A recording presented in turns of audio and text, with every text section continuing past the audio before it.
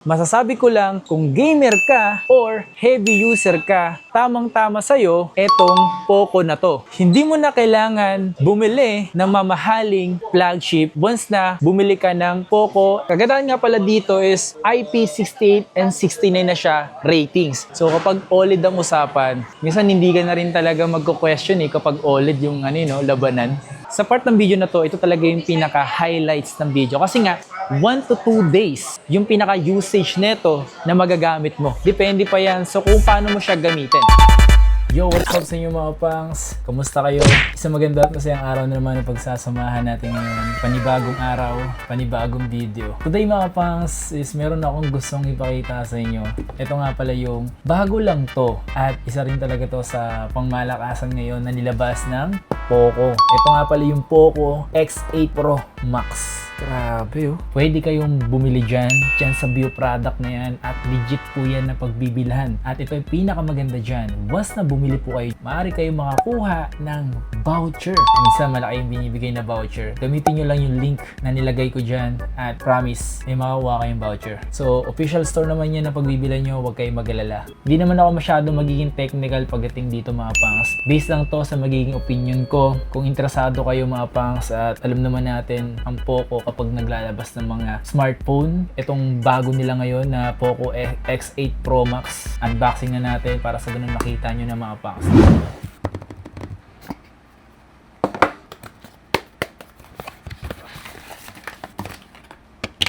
Manual na madalas hindi binabasa. At yung kanyang silicone case.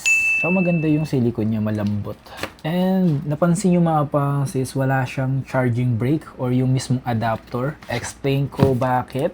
Okay, wala siya. Ito kasi is Euro variant and once na may checkout nga pala kayo dyan sa may view product ko, meron talagang kasama na charging brick, yung merong adapter mismo. Ibang variant po kasi to. So ito nga pala, oh my God. Hawak ko ngayon mga pangs yung isa sa mga latest na phone ng Poco.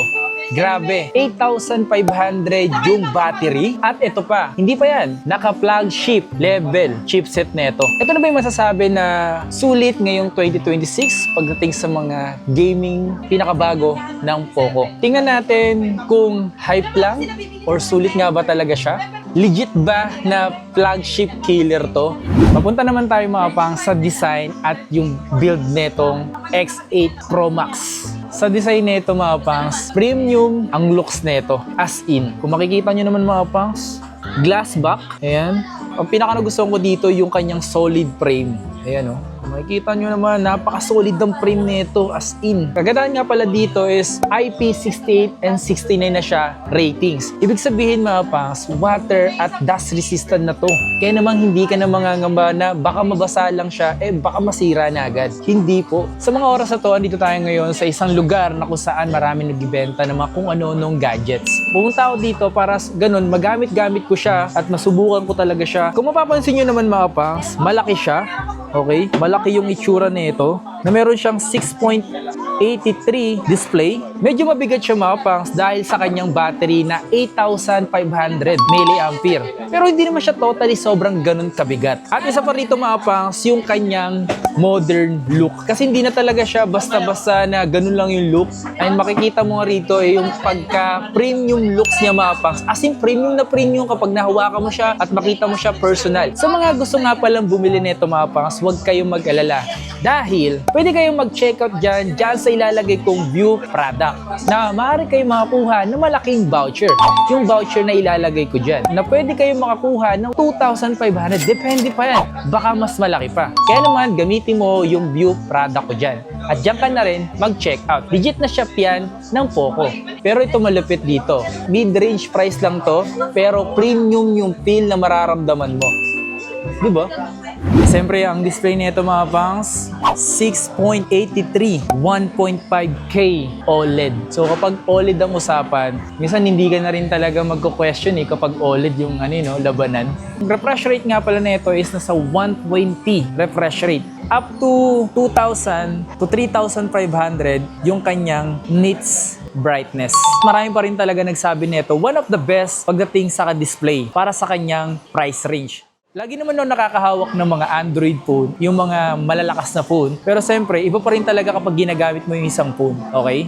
Ito yung madalas talagang inaabangan sa Poco kapag may bagong nilalabas. Lalo kapag usapang performance. Ito, Poco X8 Pro Max. Sa chipset na ito mga pa, sobrang taas nito. Dimensity 9500S yung chipset mga pangsa. Para dito men, talaga namang si Poco hindi talaga kayo mapapahiya no? Tapos palakas sila ng palakas. Yung kanyang RAM na ginamit dito mga pangs, mas maganda na yung speed, okay? Lalo na rin sa storage nito. Dito na papasok mga pangs yung sinasabi natin na flagship killer. Bakit siya sinasabi na flagship killer? Kaya ba niya yung mga heavy games? Sabi ko nga sa inyo, hindi kayo mapapahiya sa phone na nilabas ngayon ng Poco X8 Pro Max. Kasi pagdating sa heavy games, katulad ng mga Code M or Genshin Impact or yung mga ML or kahit anumang games, kayang-kaya nito. Actually, may mga games na nga dito mga nakalagay mga pangs. Ito, Wuthering ba tawag dito? Waver, PUBG, Solo Leveling, Honor of Kings. Napakadami ditong games na nilagay mga pangs. And Garena Delta, Car X Street, Call of Duty, Blood Strike. Sobrang daming games na nilagay talaga dito mga pangs. At yung mga yan is nasubukan na rin talaga. Di ko na siya papakita sa inyo yung pagdating sa gaming test. Ibang video dapat yung ganun para sa ganun mas maramdaman nyo. Pero kung sakali naman di tayo makakagawa ng gaming test,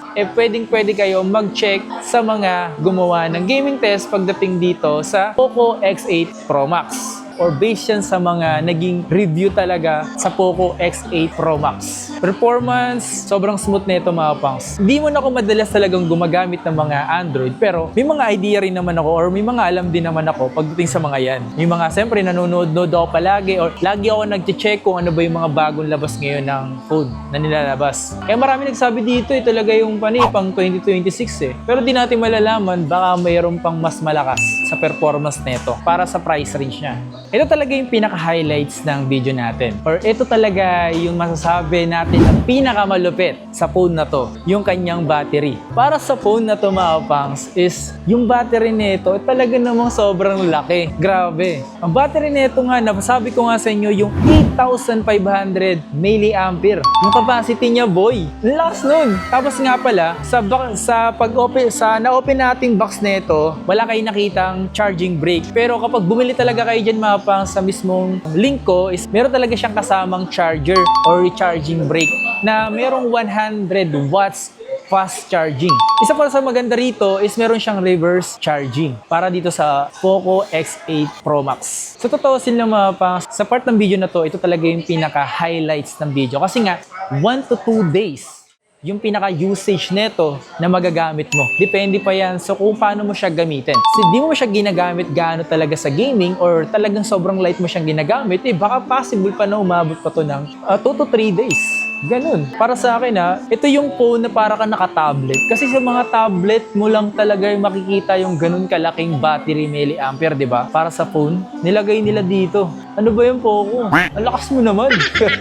Papunta naman tayo mga pang sa camera nito. Yung pinaka-main camera nito is meron siyang 50 megapixel with OIS para sa kanyang main camera. Nag-video rin tayo ng main camera niya. So, ganito yung pinaka-quality niya na may lightning. So, di na kasi ako nakapag-shoot ako ng video sa umaga. Kaso, hindi ko nasubukan yung main camera niya. Kasi di naman talaga totally talaga tayo nakapag-focus sa mismong camera. Ito, binibigyan ko lang kayo ng mga konting idea na ganito yung mismong quality ng main camera. Hindi naman talaga kayo mag-focus sa mismong camera nito. Mag-focus talaga kayo sa pinaka-performance nito.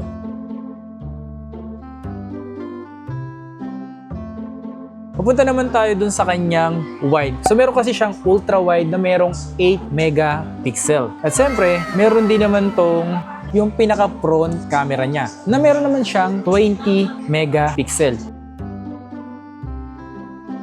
Ganito yung quality mga fans kapag or nasa labas ka outdoor.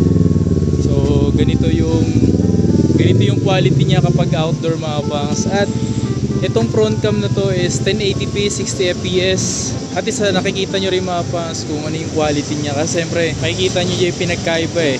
Like, yung ginagamit kong camera talaga, main camera. Kumpara dito sa pinatry lang natin to na Poco X8 Pro Max. So, pagdating sa performance kasi mga pangs, sa gaming, malakas talaga to. Pero kapag sa mga ganitong camera, huwag ka masyado mag-expect, lalo sa video. Pero sa mismong photo, magaganda yung mga kuha ko dito. Okay. So, ganito yung camera niya kapag may lightning. Okay. So, alam nyo naman mga pangs, depende pa rin talaga yung camera is mag-base pa rin tayo sa mismong lightning. So, kapag walang lightning, kahit nasa araw ka man, is depende pa rin sa sikat ng araw. So, depende pa rin yan. So, ito, makikita nyo naman, selfie camera or front camera na naka-video na 1080p na 60 fps. So, not bad. Okay. Ito yung quality niya. Ayan. So, kung mapansin nyo mga pangs, ito yung lightning natin bilog. Kaya mismong sabog yung pinaka-lightning niya.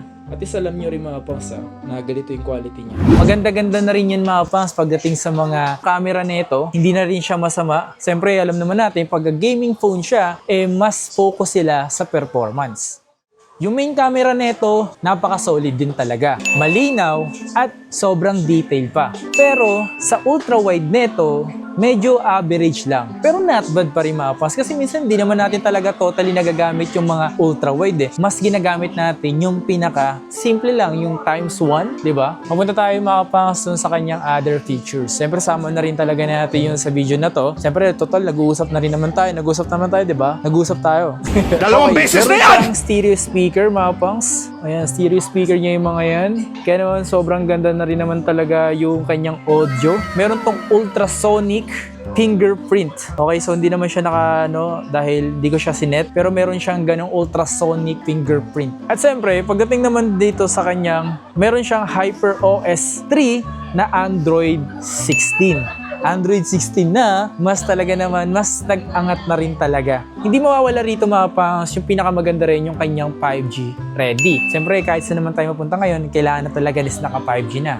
Madalas na tanong kasi ng iba dyan, or madalas talagang tinatanong ng iba or karamihan, is yung kanyang presyo. Magkano ba presyo nito? Mahal ba to? Kaya ba namin yan? Swak ba sa iniipon namin to? Papunta tayo sa kanyang presyo mga pangs, para dito sa Poco X8 Pro Max. Yung unang talagang labas nito is nasa 26 to 30 pa. Pero alam ko, mas bumababa pa yung presyo. Pero yung naging presyo kasi na mga ganun binanggit ko is global pricing. So, parang napansin ko ata ngayon na mas bumaba pa talaga. Kaya naman sobrang dami ring bumibili. Or marami din interesado. Kasi nga, bukod sa malaki yung screen, Pro Max talaga eh. Iba naman yun, alam nyo yung mga Pro Max eh. Sobrang mabenta, di ba? Para sa price range nito, and then para din sa kanyang specs, ang tanong, sulit nga ba? Para sa akin naman masabi natin na sulit na rin naman yung presyohan na ganun. Makikita naman natin talaga sa buong nilalaman nito. Sa video na ito mga pangs, sasama ko na rin yung pros and cons nito. Unang-una mga pangs, pagdating sa pros nito, alam nyo na agad kung ano yung meron dito. Isa na yun na napakalakas sa performance. At pangalawa, yung kanyang battery. Ang laki ng battery nito. Para kang may ginagamit na tablet no? Siyempre, pagdating naman sa kanyang display, na meron siyang sobrang smooth dahil sa kanyang OLED display. Diba? Naka-OLED display kaya naman napakasarap mag-scroll or mag-Netflix at siyempre yung maglaro. Eto pa, kung makikita nyo naman mapang sa kanyang build, yung build niya, mapa back and frame, makikita mo rin talaga sa kanya yung kanyang, di ba, yung pagka-premium niya talaga. Isa yun sa mga binayaran nyo. At isa rin talaga yung sa nilagay dito. Based dun sa napapansin ko, at based dun sa nakikita ko, di ba, bukod sa premium build na to, isa sa maganda rin dito, hindi kayo makakabahan nga dahil dun sa kanyang waterproof na merong IP68 and IP69. Okay, punta naman tayo sa cons neto.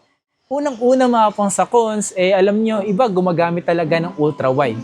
So, hindi talaga siya masabi natin na kagandahan sa ultra-wide. Yung iba, sobrang gamit na gamit ng ultra-wide. Kaya huwag kayo masyado bumasi doon kasi pinalakas to yung performance, hindi yung mismong camera or yung ultra-wide. Sa totoosin lang, dapat ay medyo yung sinasabi nila na medyo bulky nga siya. Pero mas may bulky nga to yung ginagamit kong phone Mas nag-bulk. Pero ito kasi saktong-sakto lang. Sinama na rin natin yung cons niya pagdating sa kanyang bulky looks, di ba? Pero hindi siya totally bulky. Malaki lang talaga siya. Dahil nga ginamit nga dito mga pangs yung Dimensity chip at siyempre, pagdating sa mga gaming, katulad ng mga emulator, isa pa rin talaga yung mga the best is yung mga Snapdragon.